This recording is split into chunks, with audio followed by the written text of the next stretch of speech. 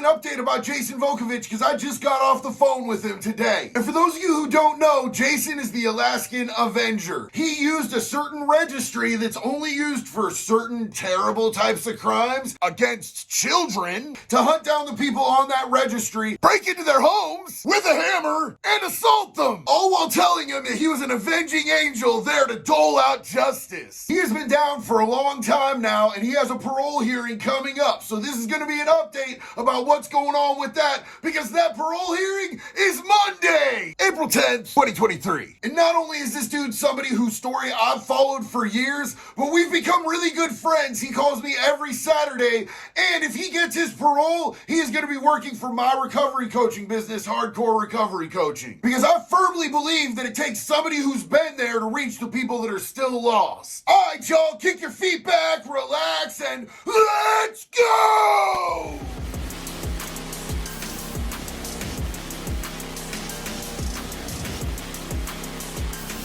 For anyone tuning in for the first time today, hi, my name is JD, and I was a 20-year drug addict and career criminal, but today, I am a recovery coach who owns his own business. Well, actually, I own a couple, one of which is Hardcore Recovery Coaching, and recovery coaching is a one-on-one approach to substance use treatment. You get the same type of rigorous program that you would get from a long-term stay at an inpatient treatment center, but it's all one-on-one, so you're getting direct attention, and you don't have to disrupt your entire life to be able to receive the treatment that you need. And the other is Convict Clothing. Convict Clothing is my own personal clothing brand, and I don't call it Convict Clothing because I want to glorify crime or being a convict, but the reality is that a lot of us are branded for the rest of our entire lives, so what I'm trying to do is reduce some of that stigma while also looking really cool.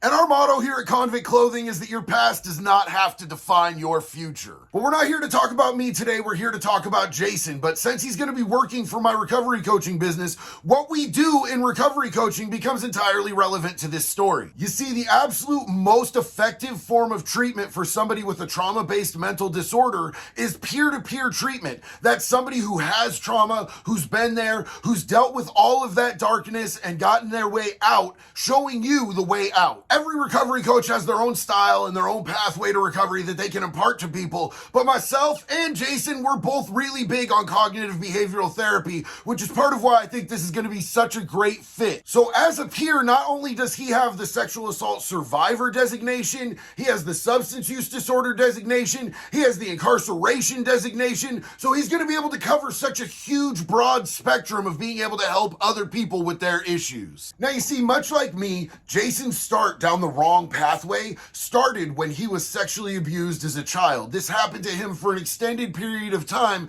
and he was never able to get justice for his situation. And unprocessed trauma like that eats a human being alive. Those types of traumas can manifest in all sorts of destructive behaviors. It can manifest in unhealthy sexual behaviors, it can manifest in substance use disorder, it can manifest in just bad mental health, like narcissism, continued abuse. There's so many different ways that can come out and come to life in a human being if they haven't processed those traumas. And with him, it kind of hit a different spectrum. There was crime involved, there were substances involved, and eventually it turned to violence. Let's jump in the time machine and take a look. The man who called himself an avenging angel was in court today. 41-year-old Jason Vukovic is accused of violently assaulting men with a history of sexual offenses involving children. KTVA 11's Lauren Maxwell was at the courthouse where Vukovic was arraigned today. Vukovic is facing a host of charges, including robbery and assault. Police say he tracked his victims to their homes and attacked them in late June. And they say in one case he beat a man so severely with a hammer that he fractured his skull. Now, these are just allegations at this time. Jason Vukovic had little to say in court today, except to enter a plea of not guilty to charges involving 4 different men. According to charging documents, he told police he found information about his victims on the state's sex offender registry. It's something anyone can do. Names, pictures, addresses, it's all there online. Now, first of all, for anybody who hasn't been through a court case before, let me just run this down to you because I've been through like a lot.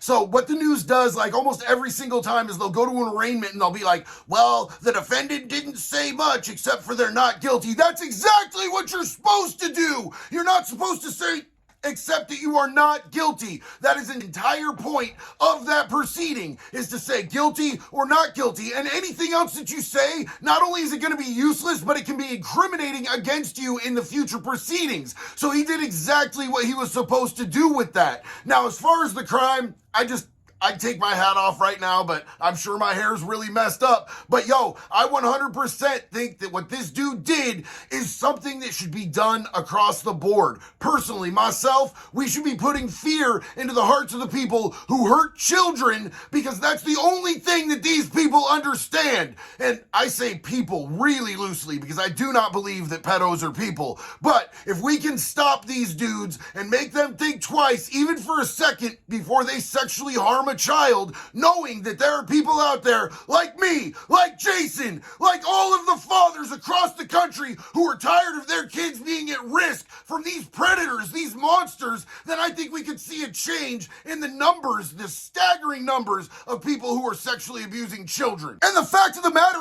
is that our government has been wired not to punish these people properly. They get a slap on the wrist for ruining a child's life, when somebody who does a property crime, a drug crime, any type of other crime is going to get much more time behind bars than them. So what do? We just say as a society, oh, don't worry about it. The people in prison will handle it. You know what that does? That adds to the amount of time that those people have to do, because the government is failing to protect our kids in this country. So do I think Jason was wrong? No, I think the system is wrong. But why would our super honest, totally trustworthy government be protecting pedophiles? Let me tell you right now, birds of a feather flock together. And if they set the bar really low when they're not caught, hopefully when they do get caught, they'll just get a nice little time in a little camp. I don't understand how more people aren't up in arms about the protection and safety of our kids. But Jason has been locked up for a really long time now, and he has a parole board hearing this Monday. I've been talking to him for months about this process. I have submitted a letter of employment for him so that they can know that if he gets out, he has gainful employment in the recovery field. He has a whole support system set up there for him in Alaska. His sister has been instrumental in getting all of that done. She's been supportive of him for years and years throughout this process, and he can be a productive member of society. He's a productive member of his community in there. This dude is running workout groups. This dude is a mentor to his peers. This dude is working as a caretaker for a disabled man in prison. This dude is a sure shot. He never should have been in there in the first place, but he should definitely be let out now. Now, he has everything lined up that he could possibly need. Every single criteria for what they want to see in somebody who could get a parole is already there. He's already got it lined up. Everybody has everything set to go. He has done the work on himself to get himself set to go. And even the probation office sent a letter, a report directly to the parole board saying that they believe that he should be granted his parole and this should be his shot to try it again on the outs. So what I'm going to do is I'm going to ask you guys to, like, whatever you do, if you pray,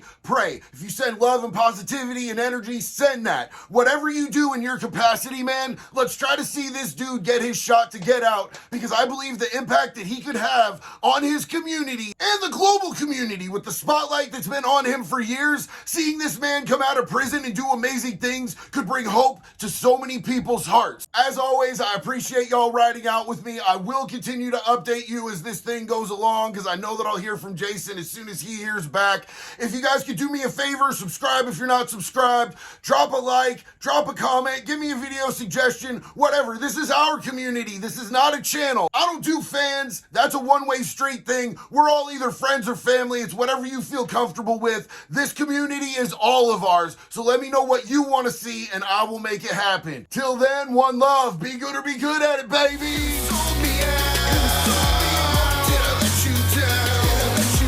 Y'all like punk rock? He's a suspect. He's a suspect. We haven't seen his paperwork yet. He's a suspect. He's a suspect. We haven't seen his paperwork yet. He's got the beard, the Bible, the glasses. In here for touching little contestants. He's a suspect. He's a suspect.